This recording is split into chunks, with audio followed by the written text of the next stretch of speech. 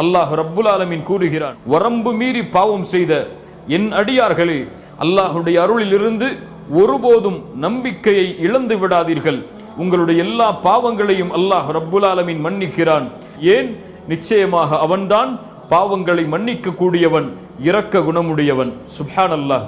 அல்லாஹ் ரப்புல் ஆலமீன் பாவம் செய்தவர்களாக இருந்தாலும் அவர்களையும் அவனுடைய அடியார் என்றுதான் அல்லாஹ் ரப்புல் ஆலமீன் அழைக்கிறான் என்றால், பாவம் செய்தால் எப்படி அல்லாஹுடைய அருளிலிருந்து நாம் தூரமாக முடியும்? அல்லாஹ் ரப்புல் ஆலமீன் மேலும் கூறுகிறான், யார் அறியாமையின் காரணமாக பாவம் செய்து தங்களுக்கு தாங்களே அநீதம் இழைத்து அல்லாஹ்விடத்திலே அதற்கு பிறகு பாவ மன்னிப்பை தேடினால் அவர்கள் அல்லாஹுவை பெற்றுக்கொள்வார்கள். அவனுடைய பாவங்களை மன்னிப்பவனாக, அவன் மீது இரக்கம் காட்டுபவனாக.